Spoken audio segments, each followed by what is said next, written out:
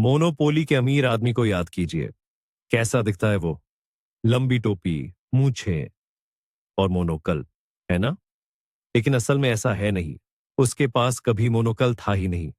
यही है वो मशहूर मंडेला इफेक्ट, जब लोगों के बड़े बड़े समूह ऐसी बातें याद करते हैं जो असल में कभी हुई ही नहीं थी।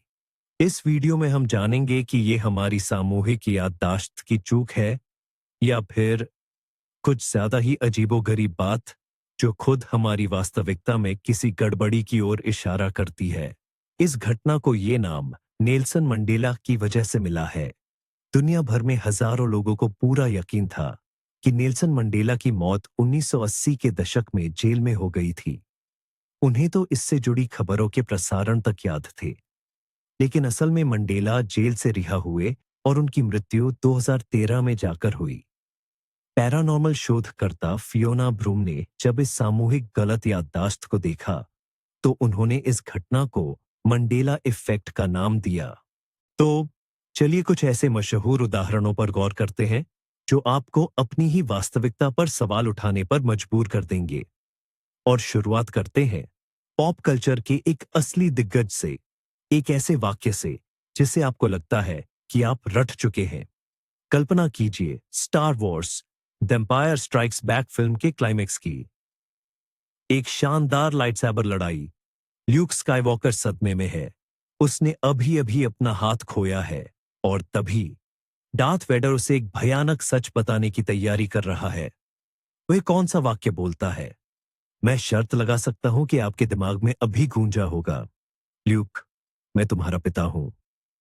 यह उदाहरण एक किंवदंती बन गया है। इसकी नकल की जाती है, टी शर्ट पर छपा होता है। ये इंटरनेट मीम्स का एक अभिन्न अंग बन गया है। ये संस्कृति में इतनी गहराई तक समा गया है कि यह एक परम सत्य लगता है। और अब तैयार हो जाइए। डार्थ वेडर ने कभी नहीं कहा, ल्यूक, मैं तुम्हारा पिता हूं। आप इस पल को अभी दोबारा देख सकते हैं। मूल रूप से ल्यूक के आरोपों के बाद वेडर जवाब देता है, नहीं, मैं तुम्हारा पिता हूं। वाक्य की शुरुआत में ल्यूक नाम है ही नहीं। यह उदाहरण मैंडेला इफेक्ट की दुनिया में एक बेहतरीन परिचय है। ऐसा कैसे हुआ कि लगभग पूरी मानव जात सिनेमा के सबसे प्रसिद्ध दृश्यों में से एक में एक गैर मौजूद विवरण को याद रखती है? ये आपको सोचने पर मजबूर करता है ना? और ये तो बस शुरुआत है। अब चलिए फिल्मों की दुनिया से निकलकर कुछ और बात करते हैं। उन मशहूर लोगोस के बारे में जो हमें रोजमर्रा की जिंदगी में दिखते हैं। आज हम ऑटोमोबाइल कंपनी फोर्ड की बात करेंगे। एक पल के लिए उनकी मशहूर नीली अंडाकार लोगो की कल्पना करें, जिस पर हाथ से लिखी हुई शैली में फोर्ड शब्द बना है। क्या दिखा आपको? बहुत से बल्कि ज्यादातर लोगों को एफ अक्षर के ऊपर एक अजीब सा घुमावदार डिजाइन साफ साफ याद आता है।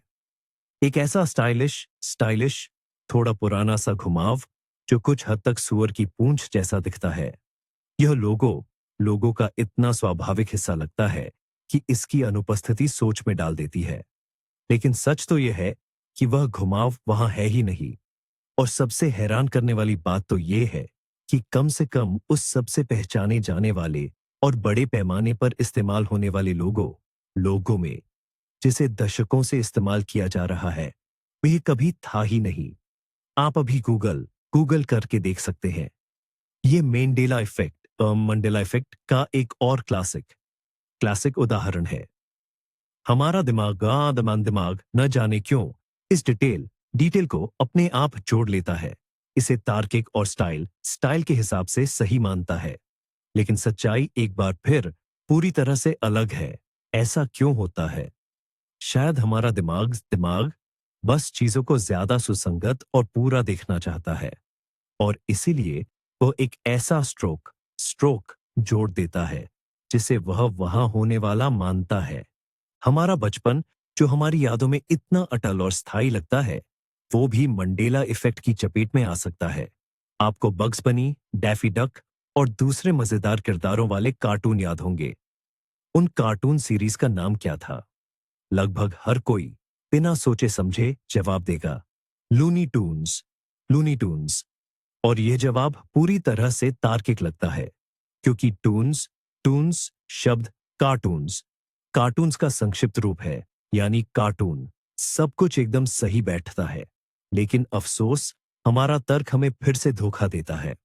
असल में सही नाम लूनी ट्यून्स है। ट्यून्स ट्यून्स का अर्थ धुने या नगमे होता है। यह नाम डिज्नी की कार्टून श्रृंखला सिली सिम्फनीज यानी मूर्खतापूर्ण सिम्फनी की एक पैरोडी था। उन दिनों संगीत एनिमेशन में एक अहम भूमिका निभाता था, लेकिन आवाज की समानता और दिखने वाली तार्किकता के कारण टून्स टून्स शब्द दुनिया भर के लाखों लोगों की सामूहिक याददाश्त में एकमात्र सही विकल्प के रूप में जम गया। यह एक बेहतरीन उदाहरण है कि कैसे हमारा दिमागो एक सरल और समझने में आसान स्पष्टीकरण को पसंद करता है, भले ही वह तथ्यों के विपरीत हो। मनोरंजन की बातों को थोड़ा किनारे रखते हैं और कुछ ऐसा सोचते हैं जिसे लगभग हर कोई पसंद करता है, मीठा। जरा कल्पना कीजिए मशहूर चॉकलेट बार किटकैट की। वो चमकदार लाल पैकेट, चॉकलेट से ढकी कुरकुरी वेफर। और अब जरा इसके नाम पर ध्यान दीजिए। ये कैसे लिखा जाता है? मुझे लगभग यकीन है कि आपके जहन में एक साफ तस्वीर उभर रही होगी। किट शब्द, फिर एक छोटा सा डैश या हाइफन, और फिर कैट शब्द, किटकैट। ये इतना स्वाभाविक और सही लगता है कि इस पर कोई शक ही नहीं होता। हमें इस डैश को देखने की आदत है। ये दो छोटे शब्दों को अलग करके नाम को पढ़ने में आसान और संतुलित बनाता है। मगर असल बात यह है कि अगर आप आज दुकान पर जाकर ये चॉकलेट बार लेंगे, तो आपको वहां कोई डैश नहीं मिलेगा। और सबसे ज्यादा चौंकाने वाली बात यह है कि ये डैश वहां कभी था ही नहीं। इसका नाम हमेशा एक साथ बिना किसी डैश के लिखा गया है, किटकैट। ये एक और जबरदस्त मिसाल है कि कैसे हमारा दिमाग असलियत को अपने हिसाब से पूरा कर लेता है। हो सकता है कि व्याकरण के नियम या ऐसे शब्दों में अलगाव देखने की आदत ने लाखों लोगों को एक ऐसी जानकारी याद करने पर मजबूर कर दिया हो जो असल में कभी मौजूद ही नहीं थी। हमारी याददाश्त ने एक बार फिर अपने लिए ज्यादा सुविधाजनक और तार्किक लगने वाले विकल्प को चुना और हकीकत को पूरी तरह नजरअंदाज कर दिया। आपके भूगोल के ज्ञान का क्या हाल है? आइए एक छोटा सा मानसिक प्रयोग करते हैं। दुनिया के नक्शे की कल्पना कीजिए। यह रहा विशाल भारतीय उपमहाद्वीप, जिस पर हमारा देश भारत स्थित है। तो द्वीप राष्ट्र श्रीलंका कहाँ स्थित है? ज्यादातर लोग बिना सोचे समझे इसे सीधे भारत के दक्षिणी छोर के ठीक नीचे रखेंगे, जैसे प्रायद्वीप के सिरे से कोई बड़ी बूंद टपक रही हो। यह छवि हमारे दिमाग में इतनी गहराई से बैठी है कि यह एक ऐसी अटल सच्चाई लगती है जिसे हमने स्कूल में भूगोल की कक्षाओं में ही सीख लिया था। लेकिन अगर आप अभी कोई भी आधुनिक नक्शा खोले तो आपको हैरानी होगी। श्रीलंका ठीक दक्षिण में नहीं, बल्कि काफी पूर्व में स्थित है, भारत से लगभग 100 किलोमीटर दक्षिण पूर्व की ओर। यह सीधे उसके नीचे लटका हुआ नहीं है। सामूहिक स्मृति में यह भौगोलिक बदलाव या स्थानांतरण मैंडेला प्रभाव के सबसे अजीब उदाहरणों में से एक है। यह हमें सोचने पर मजबूर करता है, क्या हमने स्कूल में नक्शे को गलत याद किया था, या क्या नक्शा वाकई बदल गया है? निश्चित रूप से भूविज्ञानी कहेंगे कि ऐसा होना असंभव है, लेकिन पहले कुछ और था कि यह भावना कई लोगों के मन में अविश्वसनीय रूप से मजबूत बनी रहती है। आइए एक बार फिर परिकथाओं और जादू की उस दुनिया में लौटते हैं जिससे हम बचपन से ही परिचित हैं। डिज्नी की classic film snow white and the seven dwarfs को याद कीजिए। दुष्ट रानी अपने जादुई शीशे के पास जाती है ताकि वह अपना सबसे अहम सवाल पूछ सके। और वह क्या कहती है? दुनिया भर के लाखों लोग बिना हिचके जवाब देंगे, दर्पण, हे दर्पण, दीवार पर लगे दर्पण, इस धरती पर सबसे सुंदर कौन है? ये वाक्य एक लोकोक्ति बन गया है। इसका उपयोग पैरोडी में, विज्ञापन में और रोजमर्रा की बातचीत में होता है। ये घमंड और ईर्ष्या का प्रतीक है। लेकिन जैसा कि आपने शायद अनुमान लगा लिया होगा, मूल डिज्नी एनिमेटेड फिल्म में ये वाक्य है ही नहीं। असल में रानी शीशे को इस तरह संबोधित करती है, दीवार पर लगा जादुई दर्पण। हाँ, वह जादुई शब्द का प्रयोग करती है, न कि दर्पण शब्द को दोहराती है। दोहराव वाला वाक्य ज्यादा काव्यात्मक और यादगार लगता है, और शायद यही वजह है कि यह हमारी संस्कृति में इतनी गहराई से समा गया और मूल वाक्य को हमारी सामूहिक स्मृति से हटा दिया। यह इस बात का एक और प्रमाण है कि हमारी याददाश्त कोई सटीक रिकॉर्डर नहीं, बल्कि एक रचनात्मक संपादक है जो घटनाओं के ज्यादा आकर्षक और सुव्यवस्थित संस्करणों को प्राथमिकता देती है। आइए एक बार फिर सिनेमा की दुनिया में गोता लगाते हैं, इस बार एक मनोवैज्ञानिक थ्रिलर के जॉनर में। फिल्म साइलेंस ऑफ लैम्स ने हमें इतिहास के सबसे करिश्माई और डरावने खलनायकों में से एक दिया है, doctor Hannibal Lecter. FBI agent Clarice Starling के साथ उनकी पहली मुलाकात तनाव पैदा करने का एक बेहतरीन उदाहरण है। यह कैसे शुरू होती है? कई लोग साफ तौर पर याद करते हैं कि कैसे लेक्टर अपनी जेल की कोठरी के शीशे के पीछे खड़े होकर एक रोंगटे खड़े कर देने वाला वाक्यांश बोलते हैं, हेलो क्लैरिस। यह संबोधन इतना व्यक्तिगत और इतना भयावह लगता है कि यह हमारी यादों में हमेशा के लिए बस गया है। यह उस किरदार की पहचान बन गया। लेकिन अगर आप उस सीन को दोबारा देखेंगे तो आप समझेंगे कि हैनिबल लेक्टर ने कभी हेलो क्लैरिस नहीं कहा था। वह उससे नमस्ते तक नहीं करते। उनका पहला संवाद तब शुरू होता है जब वह कहते हैं, शुभ प्रभात। बस इतना ही। हेलो क्लैरिस वाक्यांश किरदार की छवि और फिल्म के माहौल में इतनी अच्छी तरह फिट बैठता है कि हमारे मस्तिष्क ने शायद इसे विभिन्न संवादों के टुकड़ों और सामान्य प्रभाव से खुद ही गढ़ लिया होगा। संस्कृति और पैरोडी ने बाकी काम कर दिया। हमारी याददाश्त में कुछ ऐसा बिठा दिया जो असल में कभी पर्दे पर था ही नहीं। तो अब हम कुछ ऐसा बात करते हैं जो हम सभी के भीतर मौजूद है, हमारे अपने शरीर के बारे में। शरीर रचना विज्ञान, एनाटॉमी से जुड़ा एक सीधा सा सवाल। हमारा दिल कहाँ स्थित है? ज्यादातर लोग आत्मविश्वास से अपना हाथ अपनी छाती के बाईं ओर रखेंगे। बचपन से ही हमें यही सिखाया गया है कि दिल बाईं ओर होता है। हम देखते हैं कि फिल्मों में दिल का दौरा पड़ने पर नायक अपनी छाती के बाईं ओर पकड़ लेते हैं। राष्ट्रगान सुनते समय भी हम अपना हाथ बाईं ओर रखते हैं। ये सत्य बिल्कुल अटल लगता है। हालांकि शरीर रचना विज्ञान के नजरिए से देखे तो यह पूरी तरह से सच नहीं है। हमारा दिल बाईं ओर नहीं, बल्कि लगभग हमारी छाती के केंद्र में स्तर्नम, पसली पिंजरे की मुख्य हड्डी के पीछे स्थित है। ये केवल थोड़ा सा, लगभग 2/3 हिस्सा बाईं ओर झुका हुआ है और इसका ऊपरी सिरा बाईं और नीचे की ओर इशारा करता है। इसीलिए दिल की धड़कनें वहीं सबसे अच्छी तरह सुनाई देती हैं। लेकिन यह धारणा कि दिल पूरी तरह से बाईं ओर है एक बड़ा सरलीकरण है जो एक व्यापक गलतफहमी में बदल गया है।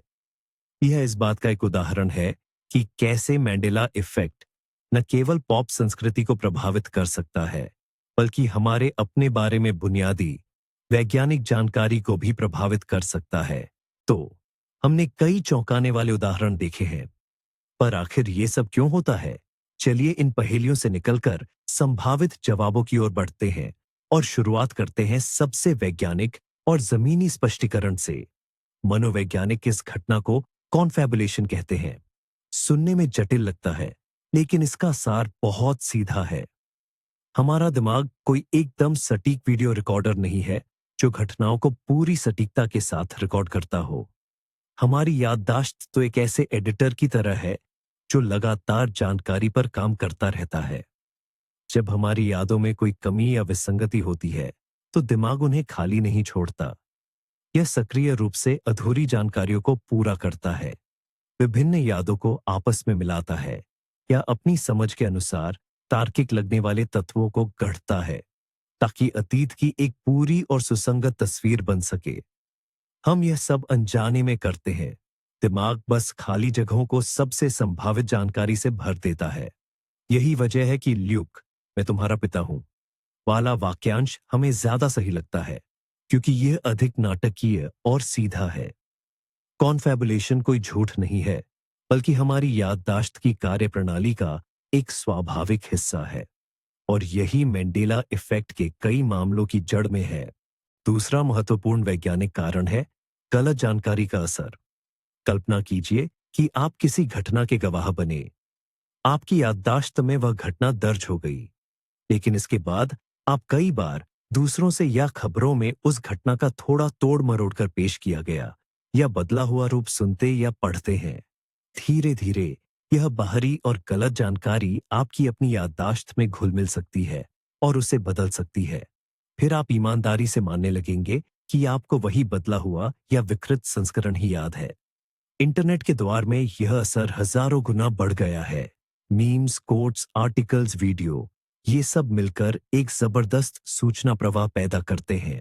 अगर इंटरनेट पर लाखों लोग स्टार वॉर्स की कोई गलत कोटेशन बार बार दोहराते रहेंगे, तो देर सवेर आपका दिमाग हार मान सकता है और इस प्रचलित वर्जन को ही असली मान सकता है। इंटरनेट सामूहिक भ्रांतियों को एक बड़े एम्पलीफायर की तरह बढ़ाता है, जहां एक व्यक्ति की छोटी सी गलती लाखों लोगों के लिए झूठी याददाश्त बन जाती है। ये केवल किसी एक के दिमाग की भूल नहीं, बल्कि वैश्विक स्तर पर फैलने वाली एक श्रृंखला प्रतिक्रिया है। एक और दिलचस्प मनोवैज्ञानिक घटना जो इसमें भूमिका निभाती है, उसे क्रिप्टोमनेशिया कहा जाता है। इस शब्द का अर्थ छिपी हुई स्मृति समझा जा सकता है। इसमें होता यह है कि आपको कोई जानकारी तो याद रहती है, लेकिन आप उसका स्रोत पूरी तरह से भूल जाते हैं।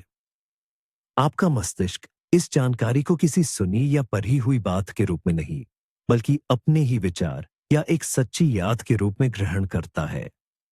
उदाहरण के लिए, मान लीजिए आपने मूल स्टार वॉर्स फिल्म नहीं, बल्कि उसकी कई पैरोडी में से कोई एक देखी थी, जहां कोई किरदार ठीक वही संवाद बोलता है, ल्यूक, मैं तुम्हारा पिता हूं।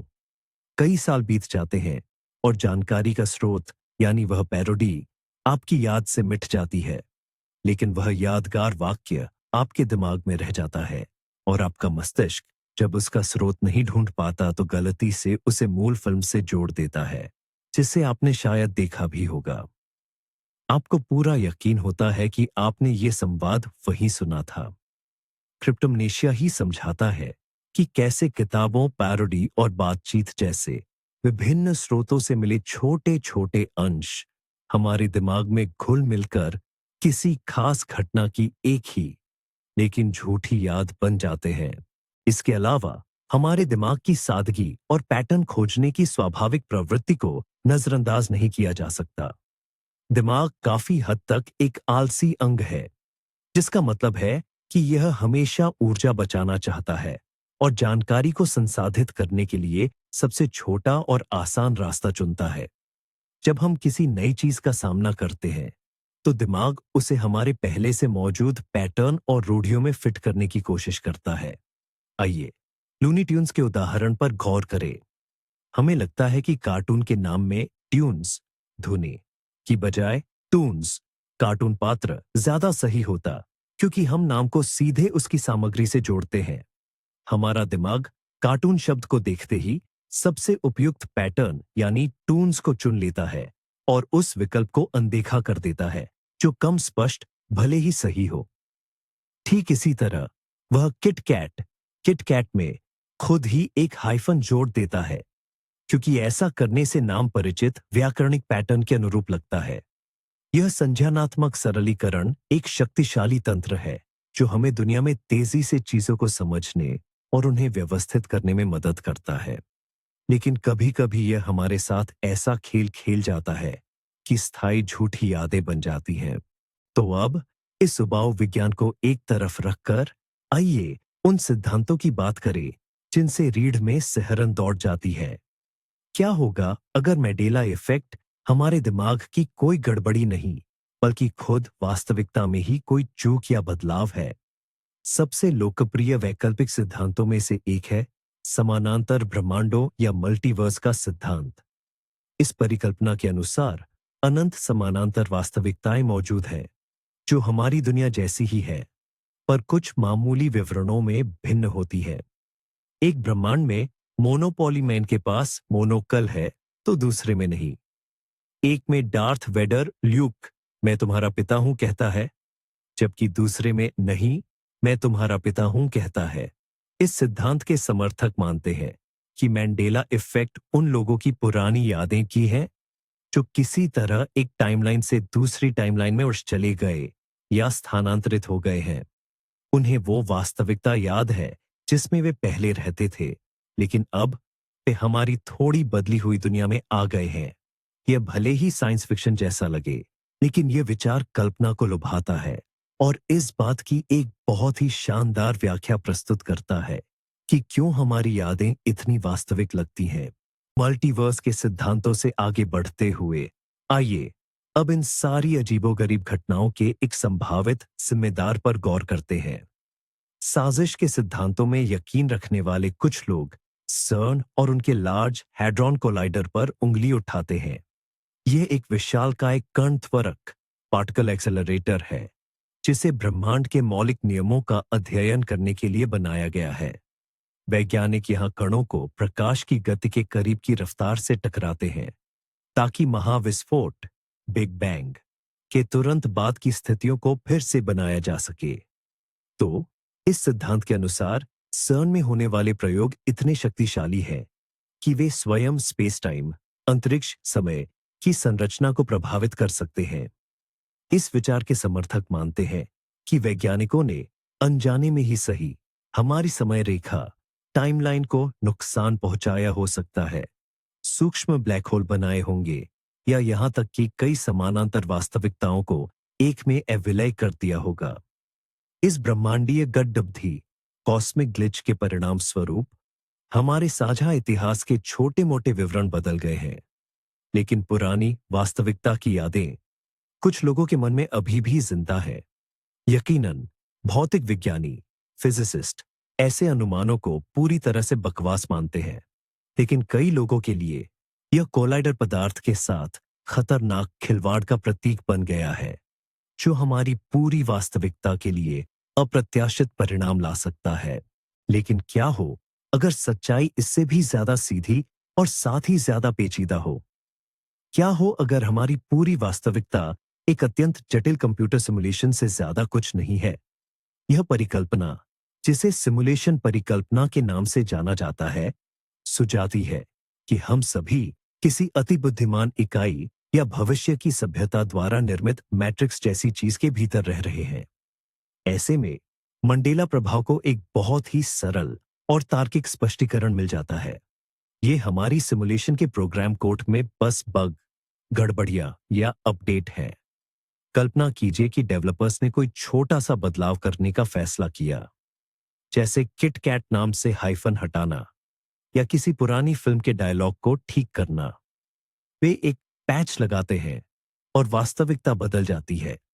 लेकिन किसी भी जटिल सॉफ्टवेयर की तरह कभी-कभी सिस्टम की मेमोरी में कलाकृतियां या अवशेष फाइलें रह जाती है, यानी कुछ इंसानों की याददाश्त में। हम वे उपयोगकर्ता हैं जिन्होंने देखा कि एक नए अपडेट के बाद डेस्कटॉप पर आइकन थोड़ा बदल गया है। यह सिद्धांत बताता है कि ये बदलाव इतने सूक्ष्म और मामूली क्यों लगते हैं। ये बस हमारे ब्रह्मांड के कोड में की गई छोटी मोटी त्रुटि सुधार या संशोधन है। एक और रोमांचक सिद्धांत है जो विज्ञान कथाओं की क्लासिक्स से प्रेरणा लेता है। क्या होगा अगर इन सभी परिवर्तनों का कारण समय यात्री हो? कल्पना कीजिए कि भविष्य से कोई अतीत में गया और गलती से या जानबूझकर किसी छोटी सी बात को बदल दिया। उदाहरण के लिए, एक तितली पर कदम रख दिया, जैसा कि रे ब्रैडबरी की प्रसिद्ध कहानी में है। यह छोटा सा बदलाव बटरफ्लाई इफेक्ट के अनुसार एक श्रृंखला प्रतिक्रिया को जन्म दे सकता था जो पानी में उठती लहरों की तरह पूरी समय रेखा में फैल गई। इन लहरों का परिणाम हमारी वास्तविकता में छोटे छोटे बदलाव हुए, जैसे थोड़ा अलग लोगो, फिल्म में बदला हुआ कोई संवाद या नक्शे पर द्वीप की अलग स्थिति। समय यात्री के लिए यह बदलाव शायद अगोचर रहा हो, लेकिन हमारे लिए यह मंडेला इफेक्ट के जन्म का कारण बन गया। जो लोग पुराने संस्करण को याद करते हैं, वे वास्तव में उस मूल अपरिवर्तित समय रेखा को याद करते हैं, इससे पहले कि भविष्य से इसमें हस्तक्षेप किया गया था। यह सिद्धांत हमें सिर्फ दर्शक से बदलकर अतीत के लिए एक वास्तविक युद्ध के गवाहों में बदल देता है। लेकिन चलिए इन काल्पनिक सिद्धांतों से हटकर मनोविज्ञान की बात करते हैं। कारण चाहे जो भी हो, ये झूठी यादें हमें इतनी जीवंत, वास्तविक और अकाट्य क्यों लगती हैं? इसमें भावनात्मक जुड़ाव की अहम भूमिका होती है। मंडेला इफेक्ट के ज्यादातर उदाहरण हमारे बचपन या किशोरावस्था से जुड़ी चीजों से संबंधित होते हैं, जैसे पसंदीदा फिल्में, कार्टून, मिठाइयाँ या गाने। ये यादें हमारे दिमाग में सिर्फ सूखे तथ्यों की तरह नहीं रहती। ये गहरी भावनाओं से सराबोर होती है, जैसे पुरानी यादों का सुख, खुशी और बेफिक्री का एहसास। जब कोई याद भावनात्मक रूप से इतनी गहरी होती है, तो हमारा दिमाग उसे एक खास दर्जा देता है और महत्वपूर्ण व विश्वसनीय के तौर पर चिह्नित करता है। इसीलिए जब हम किसी ऐसे तथ्य का सामना करते हैं जो हमारी इस प्यारी याद के विपरीत होता है, तो उसे स्वीकार करना हमें बहुत मुश्किल लगता है। हमें यह मानना ज्यादा आसान लगता है कि पूरी दुनिया बदल गई है, बजाय इसके कि हम ये स्वीकार करें कि हमारी अपनी इतनी दिल से जुड़ी याद ही गलत हो सकती है। भावनाएं ही झूठी यादों को अविश्वसनीय रूप से विश्वसनीय बना देती हैं। और अंत में एक और शक्तिशाली कारक है जो किसी व्यक्तिगत याददाश्त की गलती को एक सामूहिक घटना में बदल देता है। इसे सामूहिक पुष्टि कहते हैं। कल्पना कीजिए कि आपने कोई अजीब चीज देखी है, जैसे कि मिस्टर मोनोपोली के मोनोकल का न होना। पहले तो आपको लगता है कि आपको बस ऐसा लगा है, लेकिन फिर आप इंटरनेट पर जाते हैं और एक ऐसा फोरम पाते हैं जहां हजारों बल्कि लाखों लोग भी यही बात लिख रहे हैं। वे बिल्कुल वैसी ही यादें साझा करते हैं जैसी आपकी हैं, और वे भी उतने ही हैरान होते हैं। इस पल आपका संदेह एक पक्के यकीन में बदल जाता है। मैं गलत हो ही नहीं सकता, जब इतने सारे लोग भी यही याद रखते हैं। आप सोचते हैं, ये सामाजिक प्रमाण का तंत्र बेहद शक्तिशाली है। ये आपके अपनी बात के सही होने के विश्वास को मजबूत करता है और आपको यह सोचने पर मजबूर करता है कि यह आपकी याददाश्त की समस्या नहीं है, बल्कि वास्तविकता ही बदल गई है। इंटरनेट ने मंडेला इफेक्ट को फैलाने और उसे मजबूत करने के लिए एक आदर्श वातावरण बनाया है, जहां एक जैसी झूठी यादें रखने वाले लोग एकजुट होते हैं और एक साझा वैकल्पिक वास्तविकता का एहसास पैदा करते हैं। हालांकि इन सभी रोमांचक सिद्धांतों के बावजूद संदेहवादी और वैज्ञानिक एक ऐसे बेहद पुख्ता और अकाट्य तथ्य की ओर इशारा करते हैं जिसे नजरअंदाज नहीं किया जा सकता। यह है पिछली वास्तविकता से किसी भी ठोस भौतिक प्रमाण का पूरी तरह से गायब होना। अगर वाकई ब्रह्मांड में बदलाव आया है, तो पुरानी दुनिया के अवशेष कहीं ना कहीं तो मौजूद होने चाहिए थे। स्टार वॉर्स की वह पुरानी वीडियो कैसेट कहाँ है जिसमें डार्थ वेडर एल्यूक मैं तुम्हारा पिता हूं कहता है? किटकैट बार की वो पुरानी पैकेजिंग कहाँ है जिसमें वह खास डैश लगा होता था? वह पुराना एटलस कहाँ है जिसमें श्रीलंका भारत के ठीक नीचे दिखाया गया था? इनमें से कुछ भी नहीं मिलता। सभी मौजूदा भौतिक वस्तुएं, रिकॉर्ड और दस्तावेज हमारी वर्तमान वास्तविकता से मेल खाते हैं। साजिश के सिद्धांतों के समर्थक कहते हैं कि वास्तविकता में बदलाव के साथ सभी कलाकृतियां भी बदल जाती हैं, लेकिन यह एक ऐसा दावा है जिसे साबित नहीं किया जा सकता। विज्ञान के लिए भौतिक प्रमाणों का यह अभाव ही मुख्य तर्क है कि मैंड्रेला इफेक्ट केवल हमारे दिमाग में घटित होता है, न कि बाहरी दुनिया में। मंडेला इफेक्ट के इतिहास में सबसे बड़ा खुलासा समानांतर दुनियाओं के सिद्धांत नहीं है, बल्कि यह समझना है कि हमारी अपनी याददाश्त कितनी नाजुक और अविश्वसनीय है। हम इसे खुद से भी ज्यादा भरोसा करते हैं, अपनी जिंदगी का रिकॉर्ड मानते हैं, लेकिन असल में हमारा दिमाग कोई हार्ड ड्राइव नहीं, बल्कि एक कुशल कहानीकार है। ये लगातार अतीत को बदलता रहता है, उसमें चीजें जोड़ता है और उसे फिर से व्याख्या करता है, ताकि वह दुनिया के बारे में हमारी वर्तमान समझ से मेल खाए। और जब हम मंडेला इफेक्ट का सामना करते हैं, तो हमें ए मैट्रिक्स में गड़बड़ नहीं, बल्कि अपने ही व्यक्तिगत बायो कंप्यूटर में खराबी दिखती है। यह समझ समानांतर ब्रह्मांडों के विचारों से कहीं ज्यादा परेशान करने वाली हो सकती है। यह हमें अपने आसपास की वास्तविकता पर नहीं, बल्कि हमारे अंदर की वास्तविकता पर सवाल उठाने पर मजबूर करती है। तो फिर यह क्या है? मैट्रिक्स में कोई खराबी या सामूहिक याददाश्त का खेल? विज्ञान दृढ़ता से कहता है कि ये हमारे दिमाग के काम करने के तरीके की खास बातें हैं। लेकिन ये भावना कि पहले ऐसा नहीं था, अविश्वसनीय रूप से मजबूत और विश्वसनीय बनी रहती है। और जब तक हमारे पास इसकी जांच करने के लिए कोई टाइम मशीन नहीं है, ये बहस जारी रहेगी। वीडियो को आखिर तक देखने के लिए धन्यवाद। अगर आपको हमारी याददाश्त के रहस्यों में गोता लगाने में मजा आया हो, तो लाइक करें और चैनल को सब्सक्राइब करें ताकि आप नई रहस्यमय कहानियों को मिस न करें। तो आप मंडेला इफेक्ट के किन उदाहरणों से रूबरू हुए हैं? उनमें से कौन सा आपको सबसे ज्यादा रहस्यमय लगता है? कमेंट्स में लिखकर बताएं। हमें पढ़कर बहुत अच्छा लगेगा।